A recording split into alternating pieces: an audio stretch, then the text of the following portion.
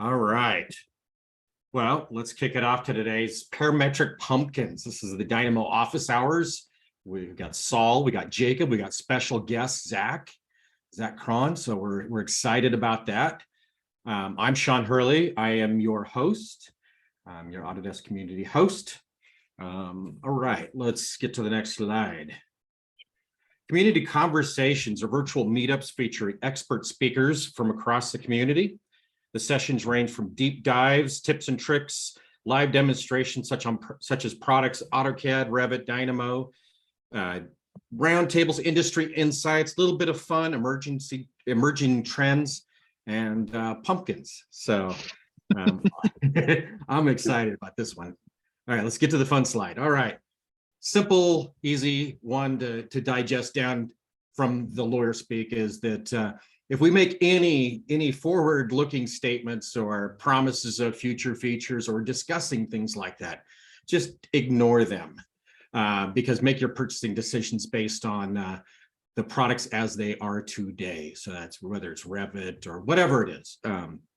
We just can't be held to our promises. We could have some great ideas and things in the works, but that's what the lawyers want us to make sure that you make your purchasing decisions based on current product. No pumpkins out of the box. Yeah. Oh gosh. Yeah. If we start talking about, Autodesk is going to start marketing pumpkins. Yeah. Don't hold us to it. But just a few quick housekeeping. The lines are muted to reduce the background noise, although we do invite you to turn on your camera where possible. Kind of gives us that in-person kind of feel where you get to see your face, or I mean, if you got a pumpkin mask, I don't know. If you have a question, I mean, this is a conversation, so feel free to raise your hand and we'll unmute you and you can ask your question relevant to what we're doing. Or we do have the Q&A section of the presentation a little bit down the road. The other is you can just type it in the chat. That's another place that you can do that, and we'll answer that as we can take them. The session will be recorded and posted to the Dynamo Office Hours YouTube playlist, as well as the link will be on the event page. I will not be emailing a link out. We gotta update that slide, Saul. But anyway, you can find those links to share out. We'll also throw them out on Twitter. I'm sure it's gonna be a lot of fun. So next, please. All right. Again, my name is Sean Hurley, Autodesk Community Manager, Engagement Manager. I am a geeky technologist in beautiful Bend, Oregon.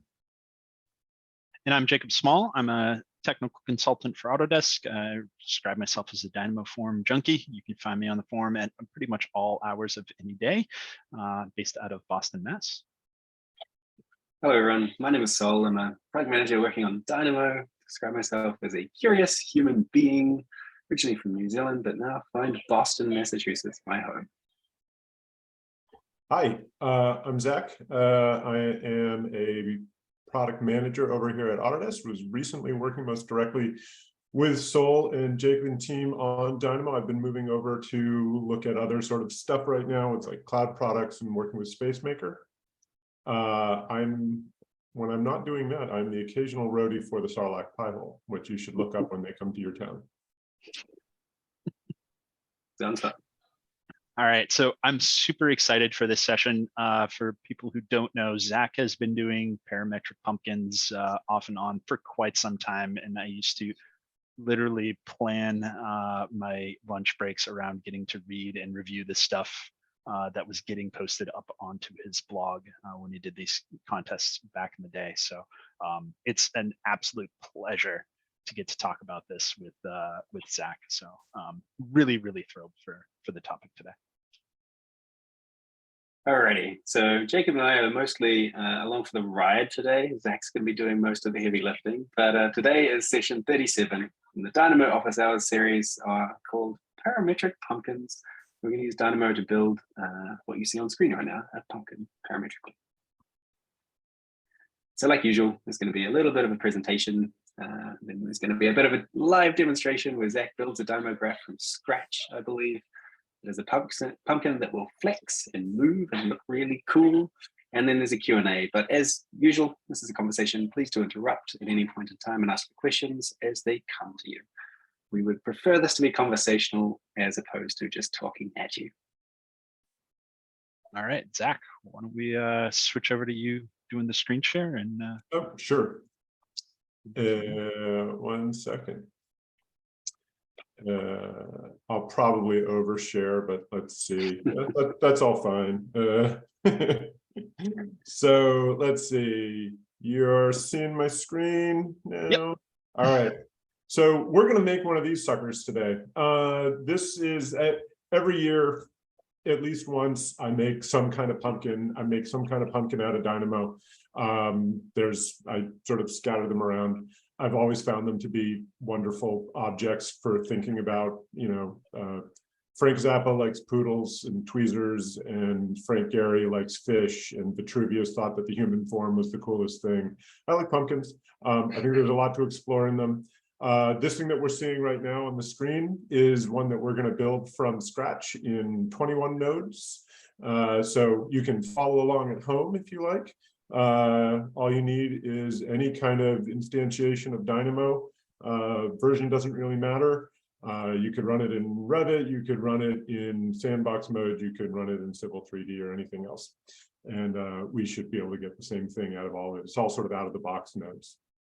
We're going to do some variations on it if we have a chance to. This is like a lot more nodes, so I'm just going to sort of show you these things. We're going to share the files afterwards if you want to go and interrogate them a little bit more. So I'm not going to put the faces on them because it's not in the scope. We can also look at how you can start, getting a little bit more swing on them. One of the things that's cool about pumpkins is that depending on how they grow, like if they're growing on their side, they get all lumpy and weird. We are going to make the perfect idea of a pumpkin, one that is perfectly symmetrical, but you can add a little stuff afterwards if you want to give it a little bit of deformation. The final file, you can sort of put all those things together, so it's got a little bit of a glow, and a little bit of a face, and a little bit of a slap on the side. But this is going to be the end result. 21 nodes. We'll get you in and out in time to get back to your office, where this will be very important for what you're trying to accomplish at work today. You can then send this on, make your Revit model out of it, do all the rest of the stuff that you might want to. And I think that's it for, oh, no, actually, there's one other very important thing that I did want to show here, which is the order of operations that we're going to be doing, just so you sort of know how this is going to go together almost conceptually. It starts very modestly. If you look at this sort of dark area here, I'm just going to sort of show you the logic of how this thing is going to get built up. So it starts from a circle, just a circle on a blank piece of canvas. You're going to take that circle, we're going to break it down into sort of discrete points that are along that circle. We're going to then run a little bit of math on those points on the circle to make them a little curvy. Right now it looks a little bit like a star. When you get into it, you add a slightly, like one more math function to it. You make it so it's more of like the bouncing ball around the circle rather than that star shape. From there, we're going to turn that into a NURBS curve. That NURBS curve is then going to get translated up in space. We're going to loft all those curves together to make the body of the pumpkin. And then we're going to take the last set of curves that we made here, this last little point, and then we're going to do a very similar thing to it to create the stem. Easy peasy. 21 nodes, count them down. And with that, let's get into the actual application. So again, if you want to follow along at home, totally cool. And shout out if I do something and you don't understand what I did. And we're all here for you today, so don't feel like you're interrupting. I'm going to just leave this file up just for reference, but what we're going to do, it's got 3 pieces. We're going to make a profile that's sort of the basis for that whole design. We're going to make that juicy body that is sort of right there in the middle, and we're going to then put a little stem growing up out of it. Each one of them is sort of a not too crazy set of nodes. They're all out of the box nodes. the most complicated piece of design script in here is this one little piece of math where we're going to do a sine wave with a couple of variables going into it. Any questions? Yes, you in the back. No? All right. So, circle. Easy. No worries about that one, right? So when you have a circle, there's all sorts of things that you can do with it. You can put point at parameter. Point at parameter has, a couple different methods. You can do it on surfaces. You can do it on curves. We're going to do it on a curve. And you can see our one little modest point is sort of showing up right there. If you do a range 0 to 1, that'll give you 2 points, and it won't be interesting because they're both going to be on top of each other. You can see them right there. But if you do something like, say, I want to have 100 of them, then it starts to get a little bit more interesting, right? So we want to take all those points and we want to start pushing them out in different directions. In fact, there is a specific direction that we want to go in, which is a normal. Who knows what a normal is? Anybody? Anybody? Sol? What's a normal? It's the direction That's of right. the geometry. It is, if you take it's sort of the opposite of a tangent. Like if you look at the circle and you go, you know what a tangent is, it goes like right along the edge of it. The normal goes perpendicular to it, right? And we can do normals the same way that we do points at parameters. We can say, I want to get the normal for every one of those parameters. And the only way that we can start seeing those, because the normal is a vector and we don't represent vectors, right? So we can translate, and that's the basic way of saying move something. Computer speak for move something. We can translate things by giving it XYZ translations, or just give it a vector, or we can say a vector and a distance. Direction and a magnitude. And what we're going to do is we're going to move those points off of that curve. So we're going to say, I want to take my points, I want to move them in a direction, also known as a vector. And we can start playing around with that by saying, let's get a slider in here, because everybody loves sliders. But I don't like it at that range. So I'm just going to say, I'm going to make it a little chunkier and say distance. And you might say, where did all my points go?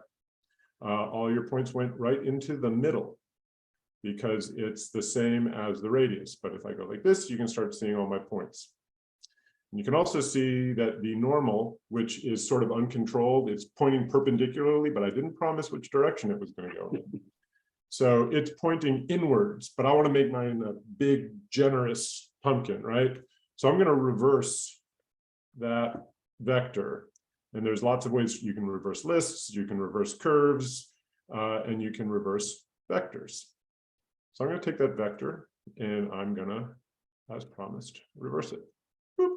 And now I've got something that is bigger rather than smaller. So now as I go there, I can see that. All right.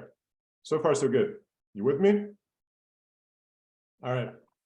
So now we want to give it sort of like a wamble, right? Like a little, start building out those lobes to the pumpkin. And this is the only place that we're going to do a little bit of design scripting. So we're going to use a math function. And if you remember back to your high school geometry, there's a function called the sine function, which is the most magical thing, I think, in doing design work, because it's just a fundamental way to make a number go up and come back down again in a nice, gentle, oscillating way. So you can do a sine function for, some range, and usually it's from 0 to 360 is sort of a classical way of dealing with sine functions. And on that level, you can sort of see what a sine function does. You get 0, and it goes up, up, up, up, up, up, up, up, up, up, up until you hit 1. And then it goes down until you get back to 0, and then it goes negative. So you're getting a line that's going up and down and up and down and up and down across this sort of 0 axis, right? And from that, we can actually just plug that right into our distance, but it's going to be weird, right? It's going to be sort of at this different scale and doing these different things. So we can start adjusting that based on, this has, 361 points and we're dealing with 100 points. So rather than that, we could say, let's go from 0 to, is this how I want to do this? We could actually just do this straight up where we go directly from our degrees and say 0 to 1, and then it's going to be giving us 100 numbers, but they aren't going to go very far, right? So then if we say we wanted to go back to that range that we were doing with 360, we just multiply by 360, and now we start getting things that are a little bit more interesting. We've got some of our waveform, but not all of it. It's coming back again. So what we want to do is start looking at how do we actually want this to sort of go up and down and up and down and come back again, and adding in a little bit more information. Like right now, it's only making about a half of a wave. So we could do something like, give me 5 times that. And then we start to see things that are starting to look more like lobes, right? But it's this sort of weird star shape. There's one more aspect of this sort of waveform stuff. It's called amplitude. It's like how tall is that waveform that we're making? So I'm going to add in one more sort of multiplier. So this is too big. I can say maybe half of that. And we can start to see that we're starting to get that sort of star shape where things are maybe lobe-like. But of course, we want to make these things more exciting and parametric. So I can just say that my amplitude is its own variable. And then we can start playing around with that guy. So, maybe at around here, it starts to look more like if you imagine a slice right through the pumpkin, right? But again, it's doing one other thing that I don't like, which is pumpkins are sort of more, they aren't waved like this. They have more sort of a crease in the middle, right? So in order to get that crease, I want to not go underneath my circle. I want to sort of hit the end of my circle and then I want to come back out again. And what that means is that I want to get out of these sort of negative numbers and I want to stay in my positive numbers. And one other little piece of high school math here is going to be something called an absolute value. Who remembers what absolute value is? Saul, again, Hermione. It just removes negatives. That's right. Everything stays positive now. So now what this means is that now I've got something that rather than going underneath the circle is going to start bouncing up to the top of it. It's like a bouncing ball. And if we go in and look at that, it's like gaboing, gaboing, gaboing, gaboing, gaboing, gaboing. So far so good. We have all of our pieces here. We've got our distances and amplitude. We can even do one other thing where we can say right now I'm stuck on how many lumps I've got.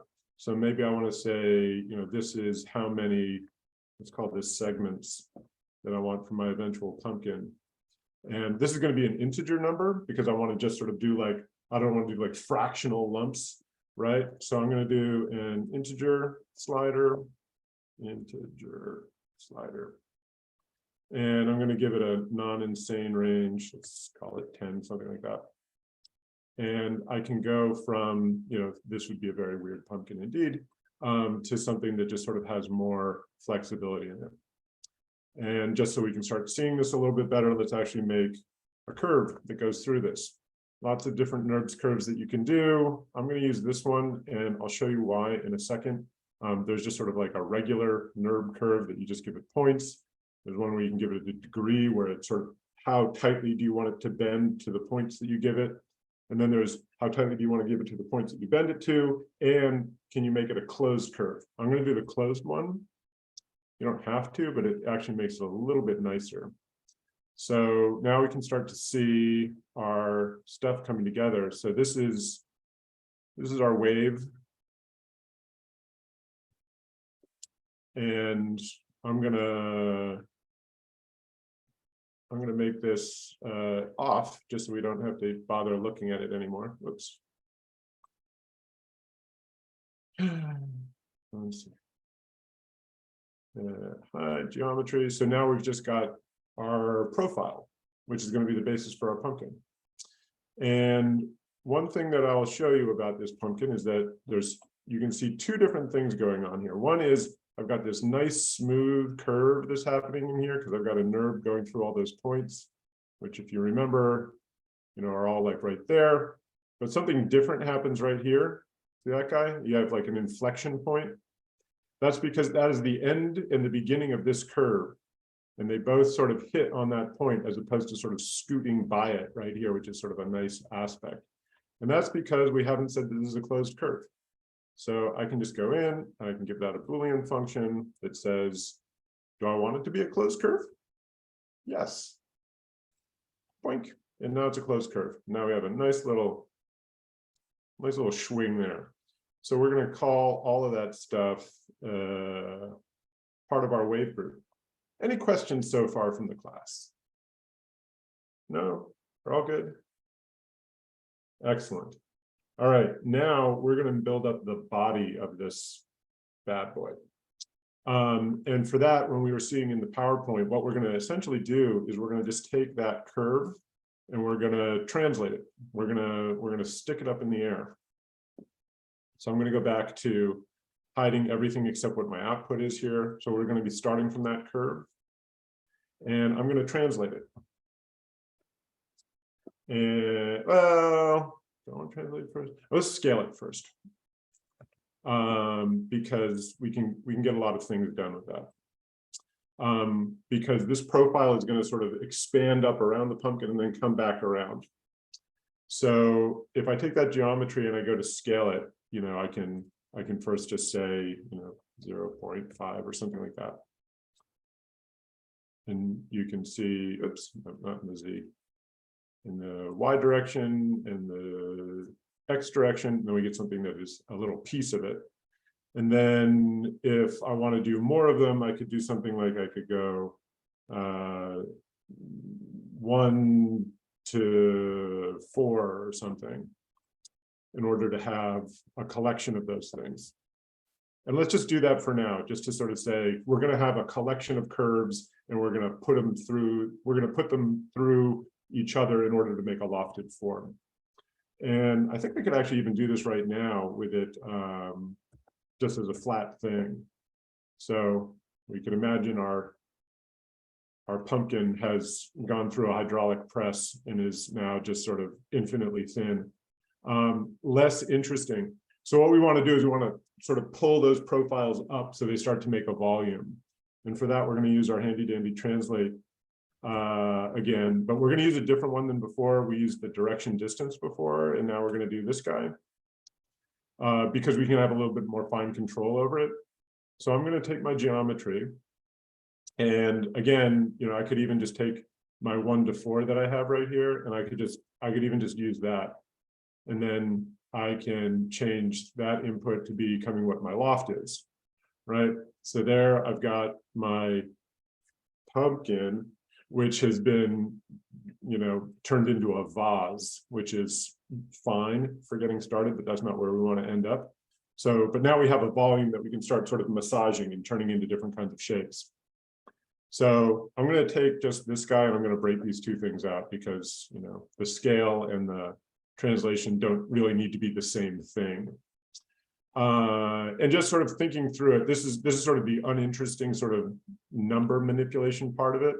But if I just say, I want my pumpkin to start off being kind of about what it is. And again, this is the notation here is, square brackets. That's how you make a list of numbers. So I'm going to make 4 numbers to manipulate the scale of these profiles, right? So let's say that we're going to start off with the base being about what it is. And then let's make it twice as big to make it nice and fat in the middle. I'm going to call it 2. And then it's going to come back around at the top into something slightly smaller, maybe smaller than the base. So let's try 0.5. And then we had that little teeny tiny place where the stem connects. And so we'll make that sort of even smaller. Let's just call that 0.3. And again, we could like parameterize these things and put them on a slider or whatever. But that's like, now it starts to feel like suddenly we have something gourd-like.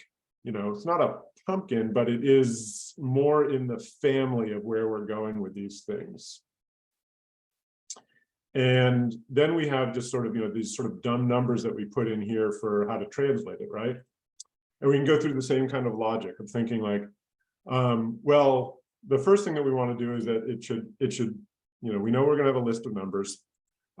It's probably going to start on the ground, so that's 0. And then we're going to maybe say that the end is going to be around like, 4. Like it's going to be it's going to be as tall as it is wide, right?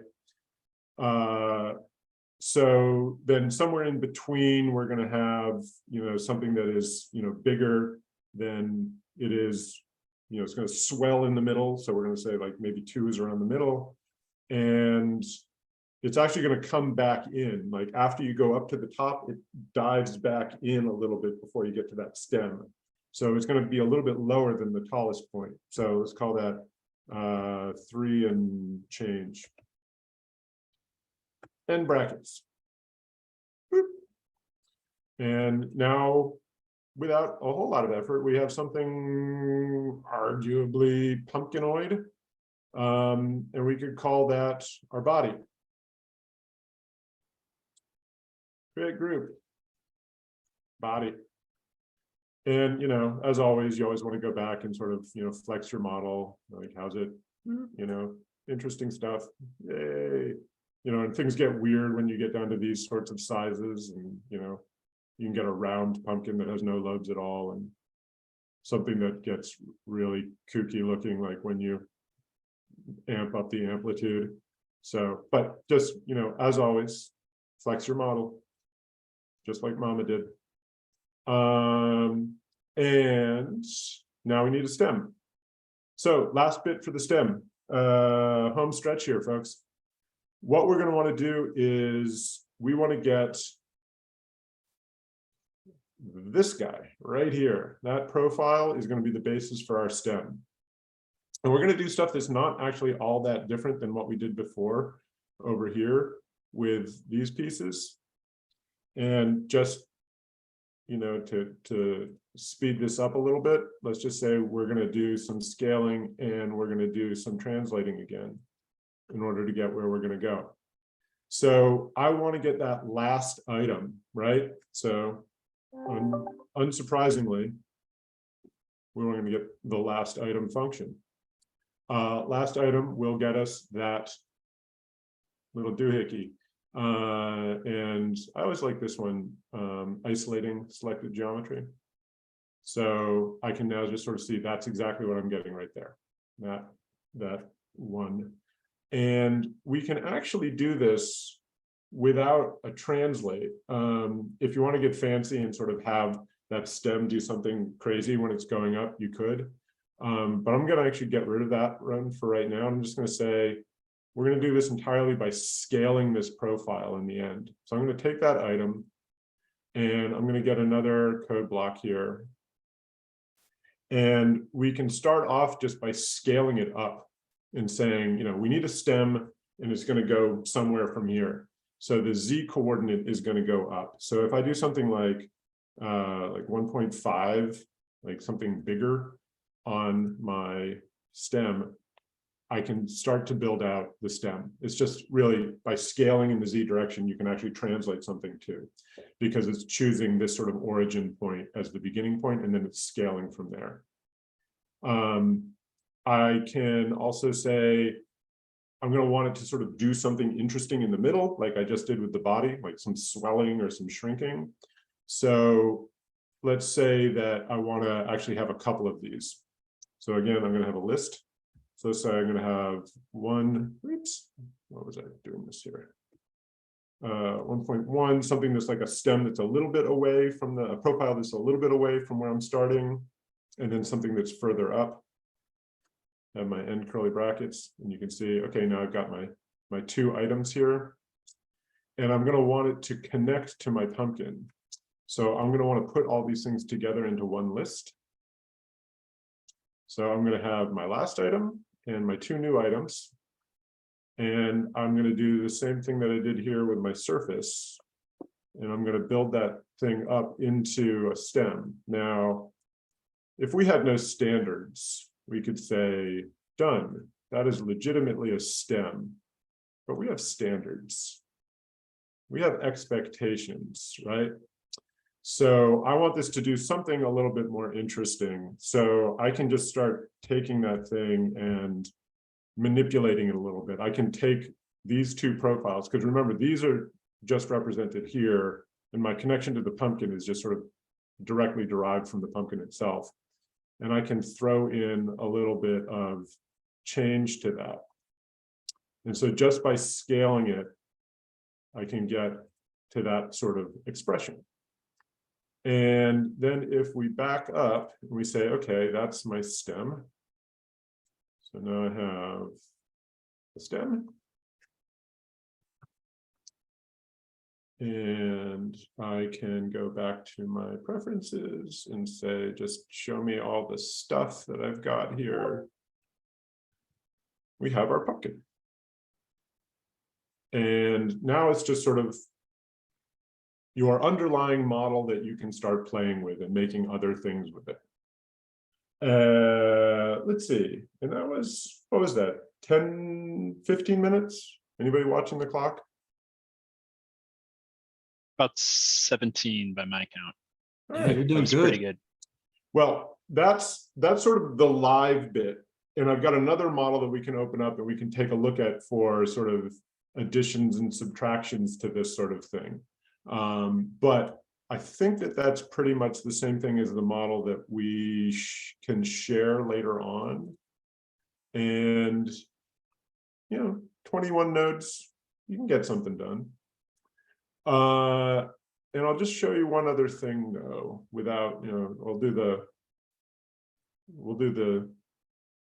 what do you call it? Julia Child thing here of taking the baked item out. And hopefully this isn't too much of the draw two circles and then draw the fucking owl kind of operation here. But this is, if we look at this graph, what we've got going on here are a couple of add-ons to our base model. So here's what we just built together. There's these pieces right here, right? And then all the other stuff are like decorations on this underlying pumpkin. And I can show you a couple things about that. Let me unplug a few things and then replug some things.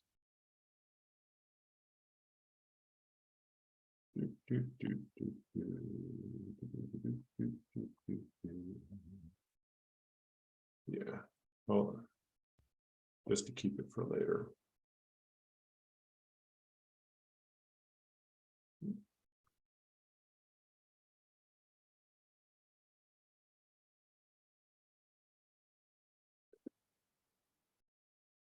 Yeah, that should do it.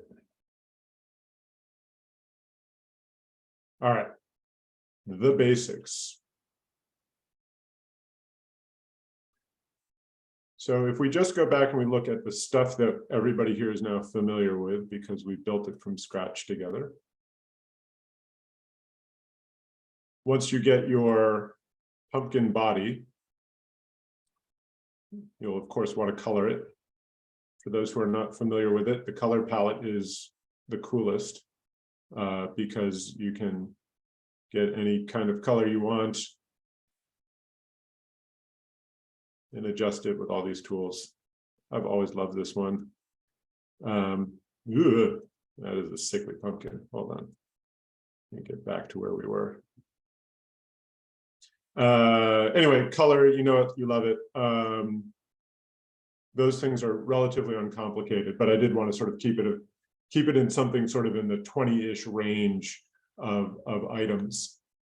Where it gets a little bit more sort of fancy, elaborate, is in things like going and making it deformed, which is happening here. And I'll show you a little bit of the logic in here.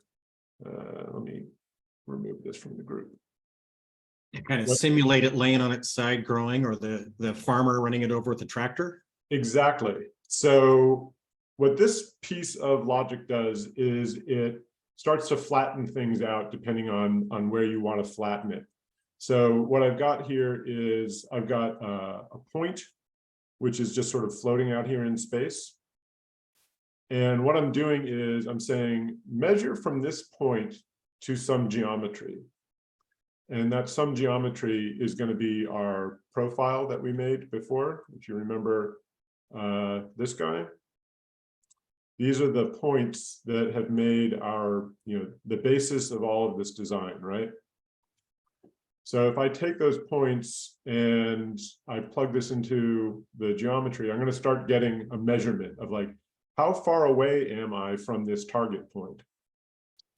And if I take that measurement and then I translate that base geometry, what I can start doing is I can start flattening out that geometry based on its relationship to something else. So in here, again, I'll go and show just the things I'm selecting.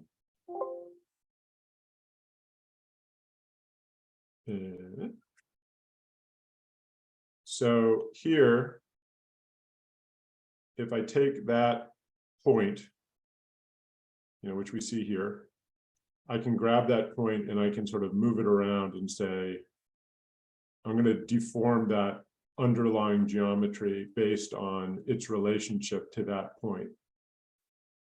And what that means is that if I take that deformed geometry and I plug it back into the whole system, what I get is a whole other, oops. Oh no, what happened? I broke something. Hold on, that's how you know it's live. It's good to see I'm not the only one who has that problem. What, doing live presentations and then breaking stuff live, yeah. Oh yeah, no, that's the most interesting part. So I have my deform points, I put in the thing, and what did it do? Loft self intersects. Yeah, I might have given it too much. It might be too far out. Let's see. Yeah, I think it starts getting deformed enough that it starts to kind of, that's when the farmer ran it over with his truck and it did not bounce back. So anyway, so now we've got a little piece of logic to start making this thing a little bit more interesting and weird. You can just give it a little bit of asymmetry, or you can give it a lot. Easy peasy. And then the rest is just, how do you go about decorating it? This is a routine now to take, put a bunch of ellipses on it and cut it up into pieces. So if I take that surface that's coming out of this guy, and it's going to be this guy here.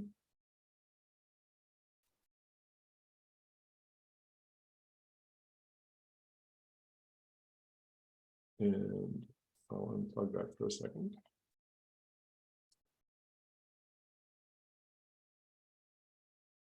What I'm doing is I'm creating a bunch of ellipses that are happening on the surface. And then creating sort of thickenings of them. Wow, like that. And using those surfaces to cut up the underlying form. Again, nothing too fancy. But then I'm also going to use that, piped back into the original to say that's going to be my end pumpkin. And then down here, we've got something where I'm making an interior light for it, where I'm just taking that surface and I'm scaling it down just a itty bitty bit. And if I'm going to turn this off for a second. So what I've got going into this is I've got my original shape, right? I'm going to scale it slightly. You can just sort of just barely see it poking around the corners there. And I'm going to color that yellow. But in order to fake it so that it looks like it's actually glowing, I'm going to use color by surface colors, which doesn't take shadows. For those of you who didn't note it, if you do color by surface colors, it's just a flat coloration. So then you have this nice glow.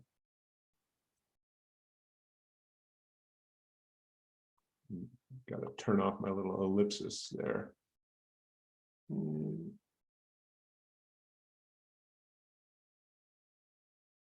right. That's all I got. Pumpkins. Get them while they're hot. I believe that we're going to be putting these files up on the community site if you want to play around with them later on. Yes, Including- we can put those on the event page for people to download. It'd be great. Excellent. Including live danger music and action. Debugging on the fly. Anybody have any questions, comments, inspirations as a result? We'll say it's interesting to see the way that you started with the circle and sort of built it up. When I've tackled this in the past, I've always started with the spherical coordinate systems, which get really complex in terms of the math pretty quick. So I think I'm gonna revisit how I tackle those going forward. Yeah, I always every year there's sort of a different challenge, I feel like, with these things. Like this year I wanted to sort of see, can I do something within, like, I always like the graphs that you can fit on one screen and explain them all. I in the past, when it was my decision to make, which it isn't anymore, I passed the torch on. Very excited. I used to threaten that we should just take Zoom out of Dynamo, so that you can only see as much as on your screen in order to make sure that people keep their graphs simple. That would have been a bad idea, but would have been fun to sort of think about. We would just get very Inception-y if that was the case.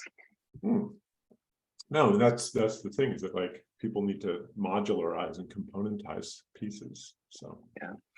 Zach, we have some questions coming through. So John says, very cool tip about the glow. I didn't realize that, which is nice. David asks, can you do generative design on this and then pick the best result? sure. Yeah. So you could, I mean, right now, oops, where did I put my, there it is. Yeah, so right now, you know, if you threw this into generative design and say, you know, what is this? This is Lobe count. number of lobes. It's a good word. Fantastic word, that lobe. And then this is what? This is amplitude.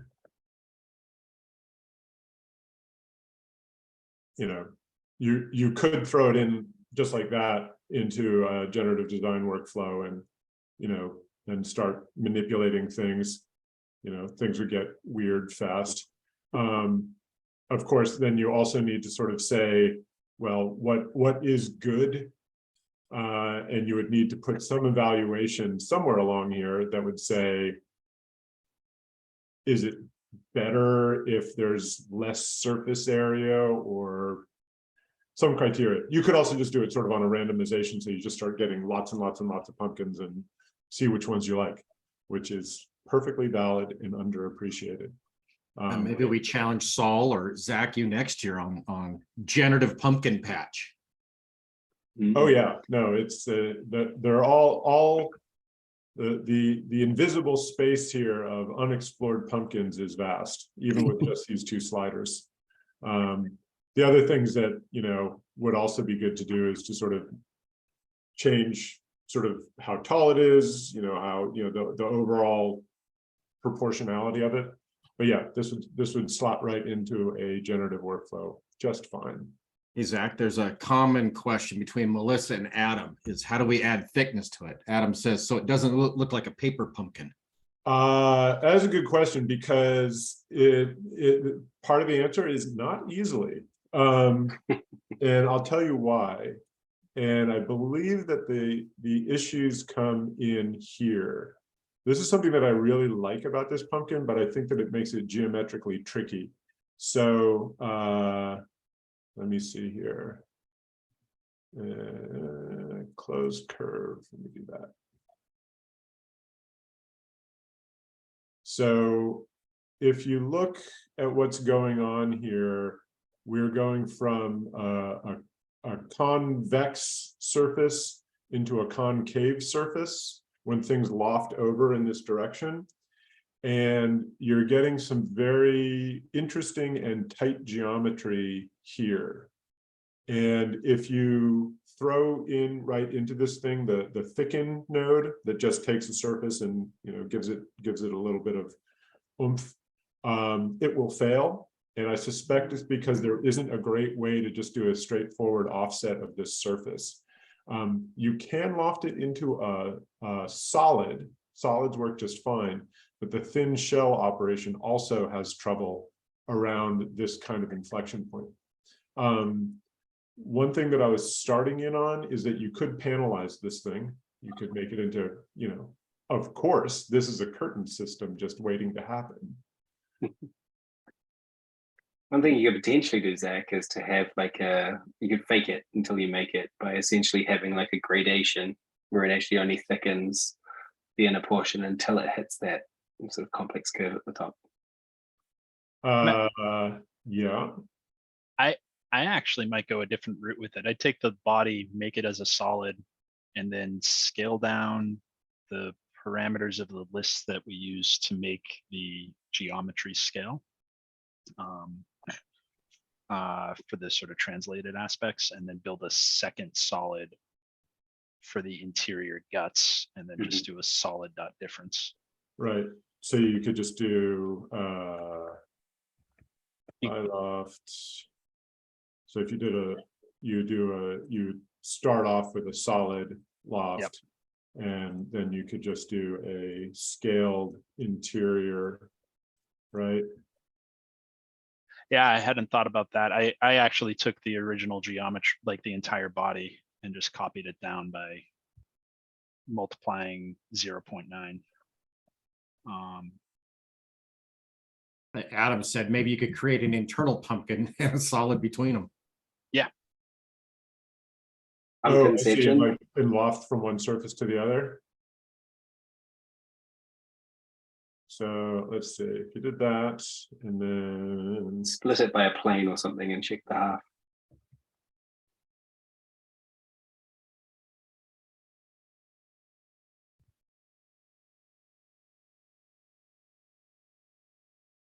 This is what's fun about conversations, is it doesn't follow a linear path, and we get to get experts, Jacob, Saul, and Zach, all kind of discussing a solution and then working it out live with danger music to find out what works or why something wouldn't work or might have issues, like the the geometry at the top that was lofted that Zach was talking about. yeah, so there's our. Oh yes, There you go. we got gourd meat. That's It's like an acorn squash now, Zach. Give it a green color and I'm going to get some butter out real quick. Yeah, so that works. And then it's just a matter of, you just, how thin do you want it? Cool. It's only another couple of nodes, Zach. You might still be on screen with that. Oh yeah, I mean, you definitely like fill up more of the screen with it. So that works. Oh my gourd, John says. Oh my god. Where is As this? a non-American, pumpkin spice is misleading. There's no pumpkin in it. I was sorely disappointed moving here. It's all spices. Yes. Any other thoughts in the comment section? I think today, thank you, Zach, it was very self-explanatory. So there's no probable technical questions apart from maybe some math from high school, sort of bubbling back up into the minds of some. And Sean, John says he's not going to be able to sleep tonight because your mask is very scary. That is a little creepy. It could have got a lot worse, guys. The ideas I had was much worse. And then there was, Zoom animals. Yeah. Mm-hmm. Oh yeah, has Zoom started distributing seasonal avatars? Boy, please don't spread that. Please don't tell people. Oh man, I'm sure it's like a little Michael Myers is going to start showing up in there. Are they going to charge you 49 cents for it? I mean, it's going to be a next monetary channel. My dog is dressed up as a lion today, but he's not very happy about this, and he won't come into my office now, which is pretty rare. So, Fair enough. Cool. Well, I think we've got about 7 minutes left. So we have a couple of outro slides. I think Jacob's going to share in a hot second. But thank you, Zach, for joining today and sharing your love of pumpkins with the world of Dynamo and how to make them. yeah, thanks for being open to kind of exploring at the end. Like I said, I love that aspect of it. It's how a lot of people learn is, deconstructing things or finding out like, what about this, and thinking outside the box. Right, so we have a few more sessions to round out the year. We did take a micro break from a generative design series for this pumpkin specific session, given the proximical location to Halloween. But we're going to go back and have a final of our third in the series of generative design, building something from scratch. So it'll be like the session today, mostly live building on the fly. It's going to be fun. Come join us for that. Then there's a break on Thanksgiving. And then we have a final year of review. I might not be attending either of those two sessions because I'm about to become a dad twice over. So anytime now, baby's going to drop.